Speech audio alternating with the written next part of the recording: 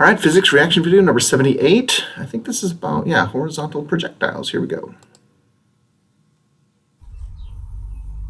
Hi guys, welcome back. It's Mrs. Webb here. I want to take a little time to chat with you guys. By the way, anytime you see this, it's almost for sure that they're using OBS to do this. And if you look over here, right up over here, you see OBS. So that's actually what I use too. And I have struggled to have that happen, but if you have multiple screens, it doesn't happen. But I think it's just so interesting. I just wonder how much processing power is going into this, because like, is it really truly going, like, how many layers deep does it actually go? I've always wondered about that. But anyways, when I watch students for my videos, basically what happens is they skip forward and they say, okay, we're good to go. Guys, about projectiles. So that's next on the docket. We've actually already love it. Briefly chatted about projectiles when we introduced the term of free fall, and we looked at objects that were being thrown straight up in the air or that were being dropped straight down, right? So we looked at that idea of projectiles in a one-dimensional plane. Now we're going to look at it in terms of a two-dimensional plane. So really, when we talk projectiles can be any object that is moving through the air. So it's interesting to me that it took me a while to realize that the words horizontal and vertical only apply when there's gravity, right? So, you might think, oh boy, it seems like this has to have, talk about how there must be gravity in the other direction. Well, just using the word horizontal does that. Horizontal and vertical don't mean anything when there's not any gravity. And so it sounds like they've done a bunch of sort of vertical stuff, and they're ready to do a little bit of horizontal and vertical. And so it's so great to see how much the vertical stuff that you've already done still kind of works. But based on a Twitter conversation I was having about the monkey in the tree demo, where you shoot some food at it, and it falls from the tree at the same second that you drop it, and then it boom, hits. We were talking on Twitter just how confusing that can be if it's not set up right. And the reason it's confusing is because it's just, there's so much combinations of horizontal and vertical stuff going on. So I'm really curious to learn from her some good ways to set that up. So we've looked at it in terms of a ball, or a rock, or a pebble, or a penny is dropped, or something like that, right? So really, any object that's moving through the air and is being affected by gravity is going to be considered a projectile. Today, what we're going to look at is horizontal projectiles specifically. And when we look at horizontal projectiles, the thing to note is that with a horizontal projectile, and I've got an image here for you of a horizontal projectile. Love that. That would be something like, something that rolls off a table and falls toward the ground in this general trajectory, right? So you can see that when you've got a horizontal projectile, that horizontal projectile is going to have movement in the X direction and in the Y direction. And as a result, it's going to have a velocity, an overall velocity, but it's going to have an X and a Y component to the velocity as well. And there's a couple of things that we kind of set up as our kind of starting point when we look at horizontal, or look at any type of projectile. When we look at that projectile, we make a couple of assumptions, and we do that a lot in science. We make assumptions about the motion or about anything really. But in this case, we make assumptions about the motion of the object. And so what you'll notice here in this particular diagram is that as this object is falling toward the earth and is speeding up as it falls toward the earth, you're going to notice that its y component of that velocity at the beginning here is 0, because the object's not falling. So I'm not sure why we're not able to see her mouse, but the nice thing is that this drawing is very straightforward. And so what she's talking about, of course, is that the horizontals are just sort of copied and pasted of each other, but it's the vertical where interesting things are happening. I was thinking about what students think about with this stuff, and of course air resistance is just sort of built in, and so the air resistance is always sort of that way, right? Like in the opposite direction of velocity, and that's where things get really, really hard. But by just assuming that that's not there, we have this really, really beautiful thing where the horizontal is incredibly boring, and the vertical does stuff that you already know how to do. Rolling in a downward direction just yet. It's rolling off the table in this horizontal direction. So at this starting point here, the y component of the projectile is 0. But you can see that as we freeze frame the projectile at different points on its trajectory in the down. So I have a guess about her mouse, because I make this same situation a lot. So because I use OneNote a lot, and I'll be using my stylus, and I'll be pointing at this, but the mouse doesn't actually engage unless you actually touch. Sometimes you literally need to touch the page for the mouse to kind of flash. So I wouldn't be surprised at all if she wasn't pointing at this as she was making this video, but because the mouse didn't register, the video doesn't actually show what she's pointing at, and so that's kind of a pain, right? And so there was one software that I used, I don't think it was OneNote, where I literally needed to draw, not just touch, but I had to draw, and so all of my diagrams just got totally messed up because I'm everywhere I needed them to see my mouse, I had to actually touch and make a mark. So it's interesting that there's no like foolproof way of doing this, right? I've tried a ton of different ways of doing this.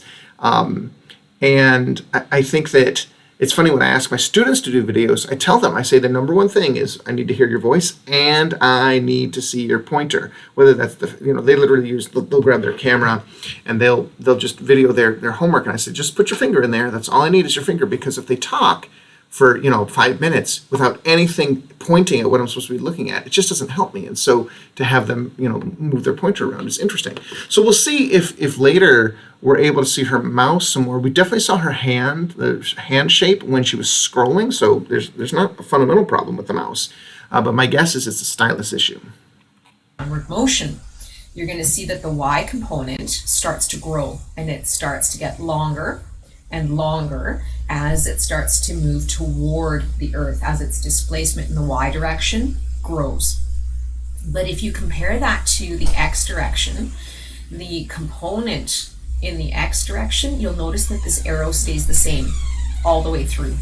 So the velocity in the x direction, you'll see, is not changing at all when the object falls toward the earth. So as some background noise the to be dealt object with. leaves the table here, the length or the Actually, that was kind of amazing, because there was clearly something that she needed to shut a door or something.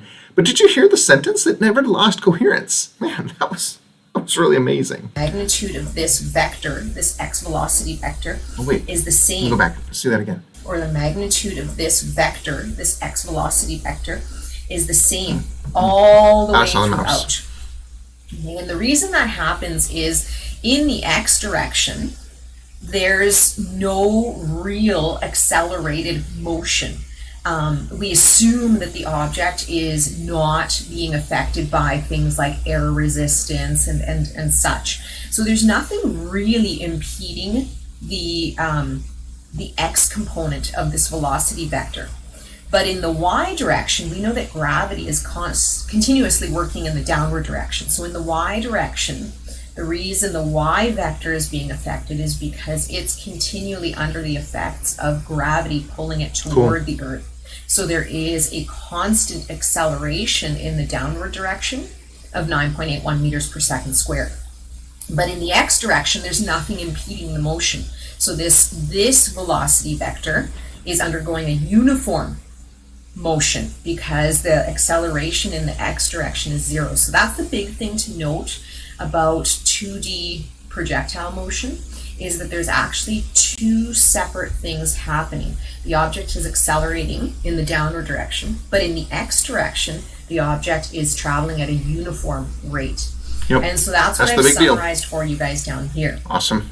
In the x direction, the object is said to travel at a uniform rate, so acceleration is 0, and it's obeying uniform motion. And we make that assumption that it's unaffected by external forces like air resistance and all of that kind of stuff. But in the y direction, the object is uniformly accelerating at 9.81 meters per second, so it's undergoing uniform accelerated motion as it moves toward the ground. So I'm used to this from the modeling curriculum. At least I think that's the phrase they use. But I love it, right? Like bringing it back around. Surely they've seen this already before. And it's sort of a comfort, like, oh my gosh, yeah, I totally know how to do this. So this problem is a combo of this and, what was the other one called? Let's go back. A little bit more. Oh, just uniform motion. Okay. So the uniform motion and uniform accelerated motion. So I think that helping the students understand that they've seen this before and that we're just slapping it together now is really great. Accelerated motion as it moves toward the ground. And we also say that it's unaffected by external forces such as air resistance. So we don't look at air resistance slowing down the object. We just assume that it's falling in that downward direction unimpeded, and acceleration is 9.81 meters per second squared. What's cool, of course, is that you could solve these problems at some crazy coordinate frame, right? And in that case, you have an x and a y, both of which have forces, and yet the results would be the same. And so it's not really true that you need to have one be have no force to get this sort of parabolic motion. Let me think about that for a second. I mean, certainly it's a situation where there can be an axis where there's no force, but if you choose, because you just want to make your life hard, coordinate axes that both of them have components of force, of course you're going to get the same answer, right? You're going to get the same trajectory. You're just making your life hard. But it's interesting to think about that you can have forces in both directions and still have a pretty boring trajectory. So I already discussed this briefly in the above diagram, but what I do want to show you here is that you'll know. I love using the exact same diagram and now annotating it and making a separate copy of it so that this, I don't know if she hands these notes out or whatever, but because if you just keep and I make this mistake all the time, right? You keep annotating a diagram. By the time you're done, it's almost unreadable. So I really like that she had a clean copy, and now we're down here looking at an annotated copy. Notice that this x and this y component, because these are vectors, remember that what we've always said is that the sum of the vectors always will add up to the resultant vector. So this object, when we say this object is falling, we don't say it's falling, at 0.5 meters per second in the y direction, or it's falling at 2.3 meters per second in the x direction. We never break velocities into components like that when we state that an object is moving. When an object is moving, like when our car is traveling, it's traveling at 110 kilometers per hour, period. We don't say it's traveling at 95 kilometers per hour in the x direction and 15 kilometers per hour in the y direction. Yeah, that's really interesting. We never break it into x's and y's. And so the thing to note is that this object will have a velocity as it moves toward the ground, but because it's falling in this 2D direction, this velocity, this tangent here to the curve, this velocity is going to continually get longer and longer and longer. And up here, I should probably add, let me do it right now. Up here, I should probably add an arrow. Hang on, I saw her mouse for just a brief moment. Let's go back and see if we can see it. I'm going to go back 10 seconds. It was right in this vicinity. Let's look for it here. Is going to continually get longer and longer and longer. And up here, I should probably there it was. add, see it? It was right there. Huh. Up here, I should probably add an arrow to show you that the velocity is equal. Oops, let's undo that. And let's try that again. Nice. So in this beginning portion here, I've added this red arrow just to show you that the velocity vector is equal to the x component, because there's only motion in the one direction, in the x direction. But as soon as this object leaves the table here, it's going to start accelerating down toward the ground. And so at that point, because it's accelerating, remember our position time graphs, right? That position timeline starts to curve. So at that point, our velocity is a tangent. It's an instantaneous velocity as this object moves to the ground. And the sum of the y and the sum of the x is always going to add up to the magnitude of this tangent velocity at that instant in time. Okay, I think I'm just going to stop right there, just noticing the time here. Some really, really cool stuff. I love the taking that same diagram and annotating it more. I'm just struck with the thing that she said about how when you're driving in a car, you just say you're driving 110 kilometers per hour, period. Like you're driving, so you're going forward. And yet you could just as easily describe that thing as moving some speed this way and some speed that way, right? And that's weird because it's not like you go, it just feels like the resultant velocity is truly what is sort of really happening, but doing this bust up into components is what enables us to do such interesting calculations. This transition I struggle with my students, right? Going from, okay, you guys are doing really great at uniform motion, right? Okay, you get that if you're going 5 meters in this second, you're going to go 5 meters in that second, right? And really building that up. And then separately doing the free fall stuff, which of course has tons and tons of difficulties. Now we smash them together. So I love how carefully she's scaffolding this. I think that it's really going to pay off. I mean, we're not even halfway through her video, but let's just jump ahead, see if she gets to some calculations here. Just jump way ahead here. Yeah, okay. And then let's just see how far we get.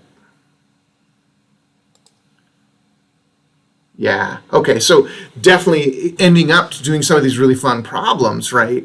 But I think that you have to do this work on the front end to get it done right. All right, awesome. Well, have a great day, everybody. And remember, physics teachers are awesome.